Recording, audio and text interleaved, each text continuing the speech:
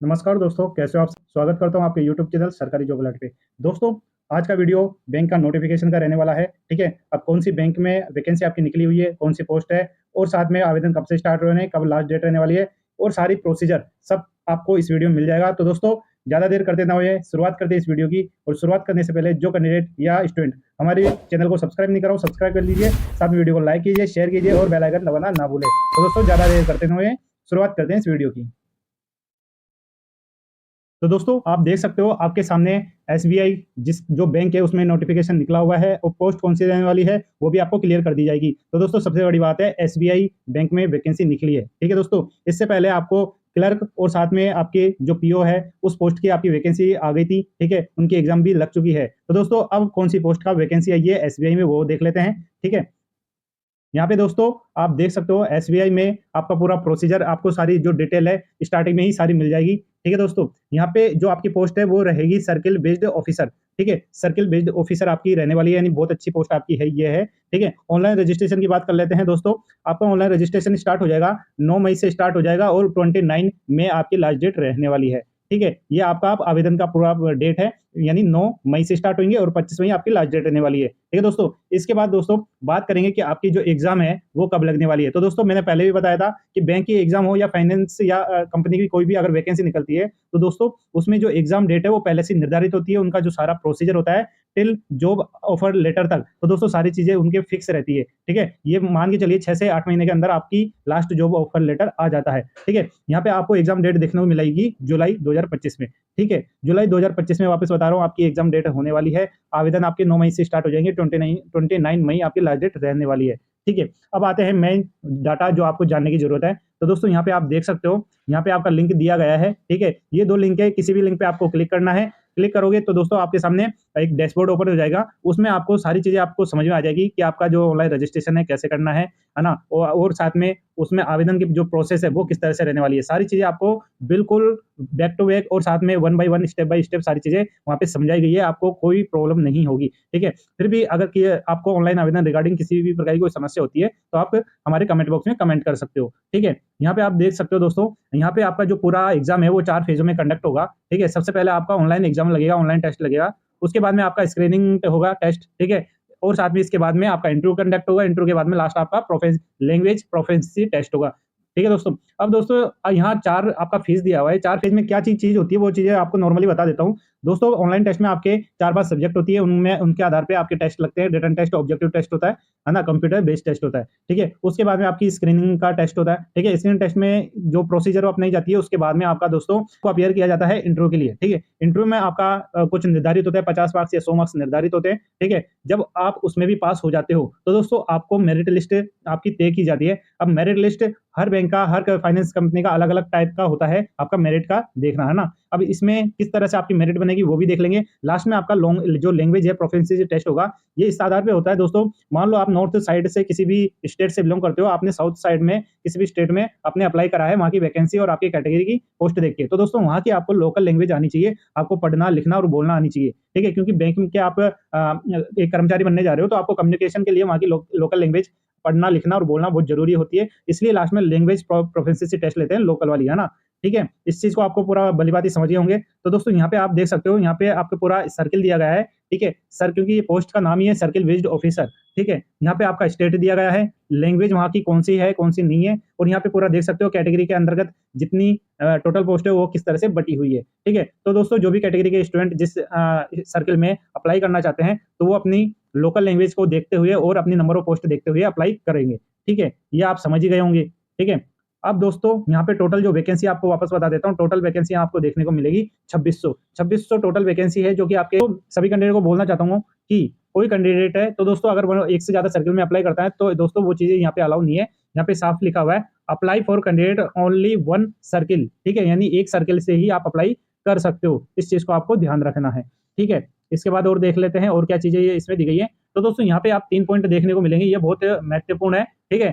जो भी कोई अप्लाई कर रहा है स्टूडेंट वो पहले इस चीज़ को देख ले। यहाँ पे साफ लिखा हुआ है, पहला पॉइंट है कि candidate working with subsidiary of scheduled commercial bank will not be eligible to apply. इसका मतलब साफ है कि अगर कोई कैंडिडेट है वो पहले से ही subsidiary of scheduled commercial bank में है, ठीक है? तो दोस्तों वो इसमें अप्लाई करने के लिए योग्य नहीं है, ठीक है? सेकंड पॉइंट की बात करते हैं। सेकंड पॉइंट आता है कि कैंडिडेट वर्किंग है किसमें, एसबीआई इन क्लरिकल या सुपरवाइजर कैडर और employ engaged on contract basis. तो दोस्तों कोई भी अगर कैंडिडेट है एसबीआई में क्लर्क कैडर पे या सुपरवाइजर कैडर पे या फिर इंगेजमेंट है कॉन्ट्रैक्ट बेस से, तो दोस्तों वो कैंडिडेट भी इसमें अप्लाई नहीं है। ठीक, थर्ड पॉइंट आता है candidate who have resign from officer grade in SBI या एसोसिएट बैंक और एम्प्लॉय प्रीवियस इंगेज्ड और कॉन्ट्रैक्ट बेसिस इन एसबीआई या design excited from bank will not be eligible for apply. तो दोस्तों साफ इसमें दे दिया गया है, अगर कोई कैंडिडेट है जिसने पहले क्या एसबीआई की कैडर से आपने रिजाइन करा हुआ है, ठीक है, या फिर कॉन्ट्रैक्ट बेस पे रहा हुआ है, तो दोस्तों वो भी स्टूडेंट या कैंडिडेट यहाँ पे अप्लाई करने योग्य नहीं है। इस चीज को आप समझ गए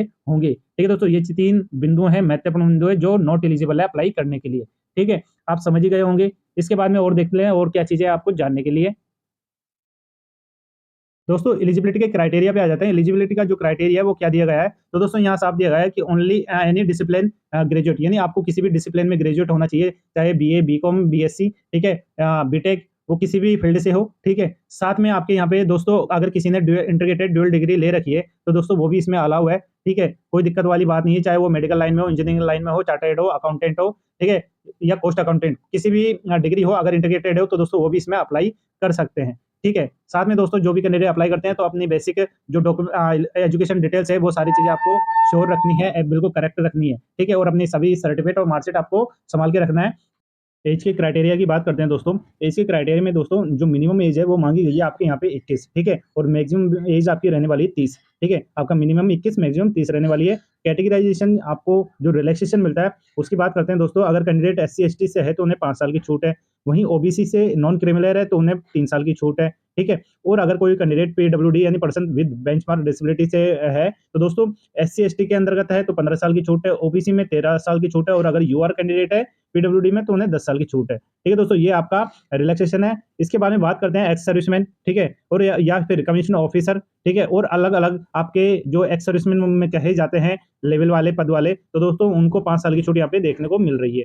ठीक है, आपका रिलैक्सेशन का भी क्राइटेरिया मैंने आपको क्लियर कर दिया है। ठीक है, एक्सपीरियंस की बात करते हैं दोस्तों। अब जो कोई कैंडिडेट एजुकेशन क्वालिफिकेशन मैंने आपको क्लियर कर दिया है। अब दोस्तों एक्सपीरियंस की बात आती है। ठीक है, यहाँ पे लिखा हुआ है experience post essential academic qualification. ठीक है दोस्तों, इसका मतलब ये एसेंशियल है, आपका मैंडेटरी है, और क्या चीज है इसमें, मिनिमम 2 ईयर का एक्सपीरियंस यहाँ पे मांगा गया है। ठीक है, 2 ईयर का एक्सपीरियंस यहाँ पे मांगा गया है। ठीक है, साथ में दोस्तों यहाँ पे डेट दी गई है 30/4/2025 as an officer in any scheduled commercial bank और any rural regional rural bank as listed in second schedule of reserve bank of India. ठीक है दोस्तों, इसका मतलब साफ है कि अगर कोई कैंडिडेट जो आपकी एलिजिबिलिटी का क्राइटेरिया है, क्या चीज दिया गया है था, आपका डिसिप्लिन यानी कि ग्रेजुएशन। ठीक है, के साथ में आपका सेकंड आता है आपका पोस्ट एक्सपीरियंस, यानी 2 साल का आपका एक्सपीरियंस मांगा गया है किसी भी आपका जो भी शेड्यूल्ड कमर्शियल बैंक है उसमें या फिर रीजनल रूरल बैंक है उसमें, और पोस्ट किस लेवल से है, आपका ऑफिसर लेवल से आपका 2 साल का एक्सपीरियंस मांगा गया है। ठीक है दोस्तों, आपकी जो क्वालिफिकेशन है एलिजिबिलिटी की वो आपको मैंने क्लियर कर दी है। ठीक है, अब दोस्तों जो भी कैंडिडेट मात्र ग्रेजुएशन लेवल पे है, ठीक है, तो दोस्तों उनके लिए माफी चाहता हूँ, इसमें आप अप्लाई नहीं कर सकते। ठीक है, अप्लाई वही करेगा जो ग्रेजुएशन के साथ में उनको 2 साल का एक्सपीरियंस है ऑफिसर लेवल के हिसाब से। ठीक है, वही इसमें अप्लाई कर सकते हैं। ठीक है, क्योंकि आपका पोस्ट है वो आपको पता ही है, सीबीओ यानी सर्किल बेस्ड ऑफिसर है, ऑफिसर लेवल की है। ठीक है, इसके बाद में और देख लेते हैं और एसेंशियल जानकारी जो आपको जानना जरूरी है। लोकल लैंग्वेज की बात करते हैं दोस्तों। इसका मतलब आपका लोकल लैंग्वेज में मैंने क्लियर कर दिया है कि जिस स्टेट में भी या जहाँ पे भी आप अप्लाई कर रहे हो वहाँ की आपको लोकल जो लैंग्वेज है वो आपको पढ़ना लिखना बोलना आनी चाहिए। ठीक है, इसके बाद में और देख लेते हैं। इसके बाद में दोस्तों स्क्रीनिंग टेस्ट के बारे में, जो आपका ऑनलाइन टेस्ट होगा उसके बाद की बात आ रही है, और स्क्रीनिंग टेस्ट में आपका यहाँ पे आपका online application documentation of candidate who qualified in examination. ठीक है, यानी आपका जो भी कैंडिडेट है ऑनलाइन टेस्ट को क्वालिफाई कर लेता है, एक मिनिमम जो आपका क्राइटेरिया आता है, कट ऑफ आती है, उसको क्लियर कर लेता है, तो दोस्तों उसको स्क्रीनिंग के लिए बुलाया जाता है। स्क्रीनिंग में दोस्तों यहाँ पे साफ लिखा हुआ है the screening committee constitute bye the bank.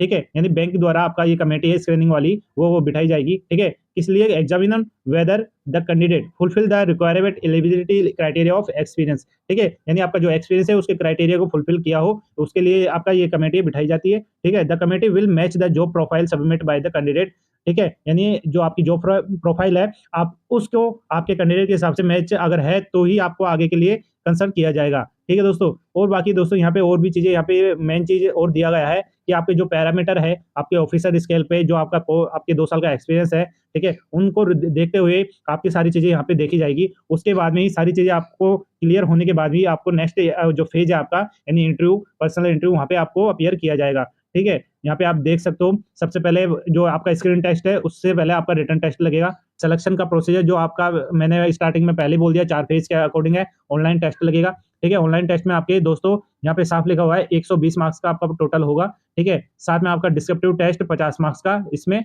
Add है, ठीक है? यहाँ पे आप देख सकते हो, ऑब्जेक्टिव टेस्ट लगेगा जो कि 2 घंटे का रहेगा, 4 सेक्शन बटे हुए रहेंगे, 4 सेक्शन आपके टोटल 120 मार्क्स के रहने वाले हैं, ठीक है? 4 सेक्शन में आपके इंग्लिश लैंग्वेज आएगी, 30 क्वेश्चन रहेंगे 30 मार्क्स के, और इसके लिए मिलेगा आपको 30 मिनट का समय, ओके? उसके बाद में बैंकिंग नॉलेज यानी बैंक सेक्टर के अकॉर्डिंग आपके क्वेश्चन बनेंगे, 40 क्वेश्चन रहेंगे 40 मार्क्स के, और इसके लिए मिलेगा आपको 40 मिनट का टाइम, ओके? इसके बाद में नेक्स्ट आता है जनरल अवेयरनेस और इकोनॉमी टाइप के क्वेश्चन आएंगे, 30 क्वेश्चन 30 मार्क्स के, ठीक है? उसके लिए मिलेगा आपको 30 मिनट का टाइम। इसके अलावा कंप्यूटर एप्टीट्यूड के टेस्ट क्वेश्चन आएंगे, 20 क्वेश्चन 20 मार्क्स 20 मिनट, ठीक है? इस तरह से ये 4 आपके सेक्शन बटेंगे सब्जेक्ट के, 4 सेक्शन के, ईच सेक्शन के लिए ईच टाइमिंग सेपरेट दिया हुआ है, और उस सेपरेट टाइम में ही आपको उनके क्वेश्चन कंप्लीट करने पड़ेंगे, जितने आपको आते हैं एक्यूरेसी के साथ में, ठीक है? टोटल 2 घंटे का टाइम आपको मिलने मिलने वाला है इसमें, 120 क्वेश्चन रहने वाला है, 120 मार्क्स के, ओके? इसके बाद में आपका डिस्क्रिप्टिव टेस्ट लगेगा। डिस्क्रिप्टिव टेस्ट में दोस्तों आपको मिलेगा 30 मिनट का टाइम, ठीक है? यहाँ पे साफ दिया गया है 30 मिनट का टाइम आपको यहाँ मिलने वाला है।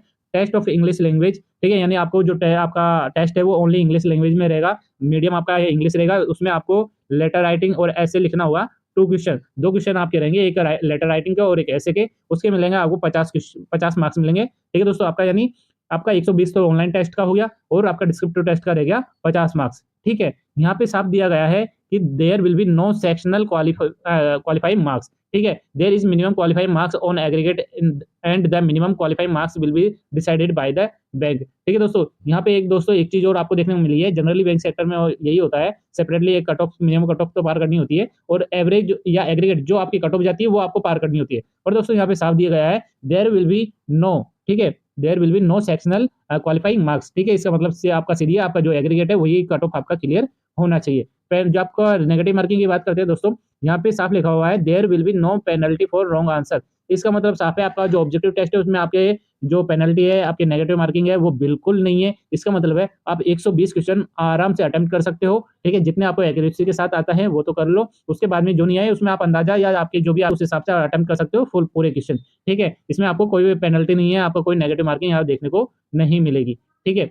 Sectional marks will not be maintain for online examination, यहाँ पे और क्लियर हो गया है आपको, ओके? इसके बाद में आपका स्क्रीनिंग टेस्ट लगेगा, उसके लिए मैंने बता ही दिया है, और इसके बाद में स्क्रीनिंग टेस्ट के बाद में आपका इंटरव्यू होगा जो कि आपका 50 मार्क्स का होगा, ठीक है? इसमें भी आपका मिनिमम एक क्वालिफाइंग मार्क्स है वो लाना होता है कैटेगरी वाइज, ठीक है? इसके बाद में फाइनल सिलेक्शन होता है। फाइनल सिलेक्शन में दोस्तों आपका जो क्राइटेरिया है सिलेक्शन का फाइनल, वो आपका रखा जाएगा 75/25, ठीक है? 75/25 आपका क्राइटेरिया का एक रखा गया है। वो किस तरह से रखा गया है दोस्तों, आपका यहाँ पे देख सकते हो, एक ऑनलाइन टेस्ट का मार्क्स और साथ में डिस्क्रिप्टिव टेस्ट का मार्क्स, ये आपका 75 मार्क्स का क्राइटेरिया रहेगा, ठीक है? इसको 75 मार्क्स के हिसाब से काउंट करेंगे। वहीं पे आपके जो इंटरव्यू है, इंटरव्यू का जो आपका 50 मार्क्स है उसको 25 मार्क्स के अकॉर्डिंग इक्वल करके देखा जाएगा, ठीक है दोस्तों? उस हिसाब से आपका पूरा जो क्राइटेरिया है वो 75/25 के अकॉर्डिंग रखा जाएगा, ठीक है? इस तरह से आपकी जो फाइनल मेरिट लिस्ट है वो तैयार होगी। उसके बाद में लास्ट आपका जो 4th फेज है, आपका लोकल लैंग्वेज प्रोफिशिएंसी टेस्ट रहने वाला है, वो चीजें आपको मैंने क्लियर कर ही दी है, ठीक है?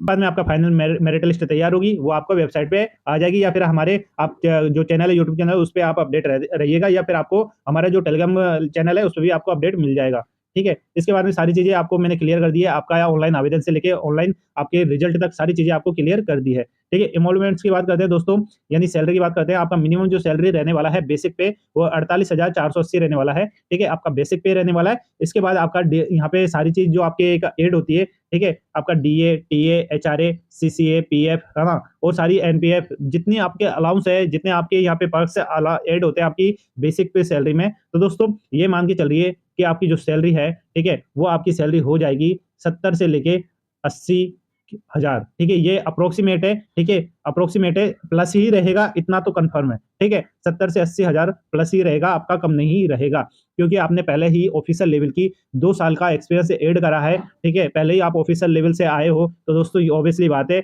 ऑफिसर लेवल पे जब आप पहले से ही हो तो इतनी सैलरी तो पहले ही होगी आपके 70,000 के आसपास। 60-70 नॉर्मल होती है, उसके बाद में वापस आप इतनी अच्छी पोस्ट पे जा रहे हो, ठीक है। तो दोस्तों ऑब्वियसली बात है, आपकी जो सैलरी है वो 80 प्लस तो रहेगी, ठीक है। इसके बाद की बात करते हैं, आपका जॉब ट्रेनिंग और करियर की बात करते हैं दोस्तों। यहाँ पे आपका जो प्रोबेशन पीरियड है ना, जो ऑनलाइन जब आप पोस्टिंग ले लोगे तो ऑनलाइन जो आपका प्रोबेशन पीरियड है वो 6 महीने का रहेगा। 6 महीने के बाद में आपको दोस्तों सीबीओ के जो पोस्ट है उसपे रखा रखा जाएगा, यानी सर्किल बेस्ड ऑफिसर आपका रहेगा, ठीक है। उसमें आपको दोस्तों जो आपकी पोस्ट है वो आपकी यहाँ पे देख सकते हो, junior management grade scale first, यहाँ पे आपकी ये ग्रेड आपको पोस्ट है वो दे दी जाएगी, ठीक है। और टाइम टू टाइम आपका प्रमोशन चलता रहेगा, ठीक है। आपका जितना आपका जो करियर है सर्विस का, उस हिसाब को देखते हुए आपकी सारी जो आगे की प्रमोशन है वो डिसाइडेड होती है। ये दोस्तों नॉर्मल होता है, हर किसी भी डिपार्टमेंट में चल जाइए, सेम यही होता है। आपका पूरा जो सर्विस है, आपकी पूरा ईयरली सर्विस का पूरा रिकॉर्ड देखा जाता है, उसी के आधार पे आपके जो प्रमोशन है वो होते हैं, ठीक है।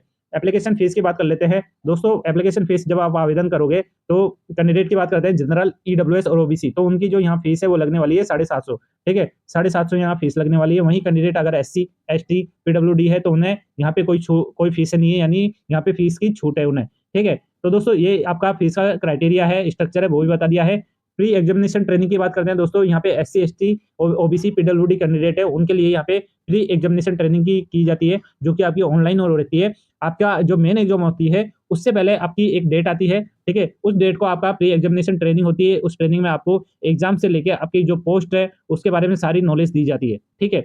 ये आपका रहने वाला है। अब आता है next last apply, how to apply, ठीक है, जिसमें आप पूरा प्रोसीजर देखेंगे कि आपका जो आवेदन है वो आप किस तरह से कर सकते हो। डेट वापस बता देता हूँ, आपका जो डेट है आवेदन की वो 9 मई से स्टार्ट हो जाएगी और आपकी 29 माह लास्ट रहने वाली है, ठीक है। ये आपका डेट रहेगी। इसके बाद में दोस्तों आपकी जो रजिस्ट्रेशन होता है, रजिस्ट्रेशन के टाइम पे मैंने पहले ही बता दिया कि आपका मोबाइल नंबर, आपका ईमेल आईडी, ये दोनों बिल्कुल वैलिड होने चाहिए, एक्टिव होने चाहिए, जिससे फर्दर जो भी आपका डिपार्टमेंट के थ्रू जो भी कम्युनिकेशन होता है, जो भी कोई अपडेट होता है, तो आपके ईमेल और मोबाइल पे आपको मिल सके, ठीक है। यहाँ पे आपको पूरा लिंक दिया गया है, इस लिंक पे आप क्लिक करोगे तो आप डायरेक्ट ऑफिशियल वेबसाइट पे आ जाओगे आवेदन करने के लिए, ठीक है। यहाँ पे आप देख सकते हो और भी चीजें यहाँ पे दी गई है, पर जो आपको जरूरत है जानने की वो सारी चीजें मैंने आपको क्लियर कर दी है, ठीक है। आवेदन करते टाइम पे आपको क्या क्या चीजें आपके पास रहनी चाहिए, तो दोस्तों यहाँ पे दिया गया है list of document to be upload, ठीक है। यानी आपके पास आवेदन करते टाइम पे ये डाटा है जो यहाँ पे बिल्कुल ब्रैकेट डाटा ब्लॉक में दिया गया है, ये चीजें रहनी चाहिए। साथ में आपको ये सारी जो डाटा है वो स्कैन करे हुए जेपीजी या पीडीएफ फॉर्मेट में दोनों में रहने चाहिए। एक बार वापस बता देता हूँ, आपका आप फोटो चाहिए, फोटोग्राफ चाहिए जेपीजी में, सिग्नेचर चाहिए जेपीजी में, लेफ्ट थंब इंप्रेशन चाहिए, आईडी प्रूफ आपका Aadhaar card, voter ID, licence, passport size passport, ये सब चल जाएगा, ठीक है। आपका डीओबी रिलेटेड कोई भी सर्टिफिकेट प्रूफ होना चाहिए, यानी 10th या 12th आपकी मार्कशीट या सर्टिफिकेट, ठीक है। जॉब प्रोफाइल, ठीक है, जॉब प्रोफाइल का मतलब है आपके जो सीवी है वो आपका रहना चाहिए, ठीक है।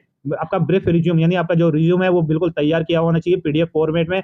एजुकेशन सर्टिफिकेट, ठीक है, यानी आपकी जितनी भी एजुकेशन है 10th 12th बीए एमए या आपने जो भी डिग्री करी है उससे संबंधित आपकी जो कंप्लीट है वो सब कमांड में आपकी पीडीएफ तैयार होनी चाहिए। इसके बाद में आपका जो एक्सपीरियंस है ना, उसका आपका जो एक्सपीरियंस सर्टिफिकेट होता है और एक अपॉइंटमेंट लेटर है, वो दोनों यहाँ पे ऐड होंगे, दोनों की आपको पीडीएफ कॉमन बन जाएगी, ठीक है। लेटेस्ट आपका जो भी इश्यूड ऑफ एम्प्लॉयर, ठीक है, यहाँ पे आपका जो सर्टिफिकेट है 16 नंबर का, वो यानी आपका इनकम टैक्स वाला होता है, वो 16 नंबर का फॉर्म होता है, वहाँ ये अटैच होगा। और आपकी जो लेटेस्ट सैलरी स्लिप होती है लास्ट वाली, आपकी 2 साल का एक्सपीरियंस वाली, वो यहाँ पे ऐड होती है। तो दोस्तों ये आपका डाटा है जो ऐड होगा, जो भी कैंडिडेट अप्लाई कर रहे हैं उनके लिए, ठीक है। ये चीजें हैं यहाँ पे, आपको बाकी सारी चीजें, ये जो डाटा दिया गया है वही चीजें आपके नीचे दी जाएगी, ठीक है। इसमें आपका बायोमेट्रिक वेरिफिकेशन होगा, ठीक है। इसके आगे दोस्तों रजिस्ट्रेशन एंड पेमेंट वाला पूरा प्रोसीजर बताया है कि आपका जो रजिस्ट्रेशन है वो कैसे कैसे होगा, पूरा पेमेंट का प्रोसीजर है वो बताया गया है। डाउनलोड ऑफ कॉल लेटर, यानी आपका जो एग्जाम से पहले आपका जो कॉल लेटर है वो कब आएगा, किस तरह से आएगा, ठीक है दोस्तों। उसका अपडेट भी आपको हमारे टेलीग्राम चैनल पे आपको मिल जाएगा, ठीक है। आपको हमारे टेलीग्राम चैनल और साथ में यूट्यूब चैनल में बने रहना है, जिससे आपको अपडेट मिलता रहे, ठीक है। तो दोस्तों सारी चीजें मैंने क्लियर कर दी है, ठीक है। आपको जो लिंक है अप्लाई करने का वो हमारे वीडियो के डिस्क्रिप्शन बॉक्स में मिल जाएगा। साथ में आपको हमारे जो टेलीग्राम चैनल है उस पर भी आपको मिल जाएगा। आपको कोई दिक्कत नहीं होगी अप्लाई करने के लिए या ढूंढने के लिए कि कहाँ करना है, कैसे करना है, ठीक है। ये आपका टेंटेटिव लिस्ट है, जो आपका स्टेट है ना, कौन सी जगह है, वहाँ पे कौन सी भाषा बोली जाती है, सारी चीज डाटा यहाँ पे दिया गया है, ठीक है। तो दोस्तों सारे डाटा मैंने आपको क्लियर कर दिया है, ठीक है। वापस एक जनरली यहाँ पे बता दिया गया है कि आप अप्लाई कैसे करोगे। अब मैंने लिंक है, वो लिंक आपको मिल ही जाएगा हमारे चैनल के डिस्क्रिप्शन बॉक्स में वीडियो के, ठीक है। उसके बाद में आपको स्क्रॉल डाउन करना है, ठीक है। जब ये एक इसका आपके सामने स्क्रीन ओपन हो जाएगी, वहाँ पे आप रेस्पेक्टिव एडवर्टाइजमेंट यानी आपकी जो पोस्ट है सर्किल बेस्ड ऑफिसर वो लिखा हुआ आ जाएगा। उस पे जब क्लिक करोगे, ठीक है, तब आपके सामने यहाँ पे डाउनलोड एडवर्टाइजमेंट यहाँ पे सीबीओ वाला ये ऑप्शन मिल जाएगा, ठीक है। इसको आप डाउनलोड भी कर सकते हो, रीड आउट भी कर सकते हो, ठीक है। और उसके बाद में अप्लाई ऑनलाइन लिखा आ जाएगा, उस पे अप्लाई करना है, ठीक है। उसके बाद में आपके न्यू स्क्रीन नया डैशबोर्ड ओपन हो जाएगा जिसमें न्यू रजिस्ट्रेशन या फिर साइन इन का ऑप्शन आ जाएगा। वहाँ सारी चीज़ें आप बिल्कुल पहचान जाओगे, सारी कोई आपको ऐसी चीज़ें नहीं मिलेगी जो आप ना जानो या आप कन्फ्यूजन हो। तो दोस्तों सारा डाटा जो आपका नोटिफिकेशन में है, सारी चीज़ें मैंने आपको क्लियर कर दी है। तो दोस्तों जो भी स्टूडेंट हमारे लास्ट तक वीडियो में बने रहे, तो दोस्तों अगर चैनल को सब्सक्राइब नहीं करा हो, सब्सक्राइब कर लीजिए, साथ ही वीडियो को लाइक कीजिए, शेयर कीजिए और बेल आइकन दबाना ना भूलें, जिससे आगामी जो भी कोई अपडेट आता हो इस पोस्ट के रिलेटेड या अदर वैकेंसी रिलेटेड, तो उसकी जो अपडेट है वो आपको मिलती रहे। दोस्तों चाहे आपके रिलेटेड हो वो पोस्ट वैकेंसी या ना हो, पर आपके अवेयरनेस में रहेगी, तो दोस्तों आप अपने भाई बहन या आपके रिलेटिव हो उनको भी आप बता सकते हो, ठीक है। मेन चीज़ होती है आपके अवेयरनेस में आना, वही बड़ी चीज़ होती है, ठीक है दोस्तों। नहीं तो पता नहीं होता कौन-कौन सी वैकेंसी आई है, कब जा रही है, ठीक है दोस्तों। इसलिए आपको हमारे चैनल को सब्सक्राइब करना होगा, साथ में हमारे टेलीग्राम ग्रुप जो चैनल है उसको भी आपको जॉइन करना होगा। तो दोस्तों इस वीडियो को मैं यहीं समाप्त करता हूँ, मिलता हूँ नए अपडेट, नए नोटिफिकेशन के साथ में। धन्यवाद, जय हिंद।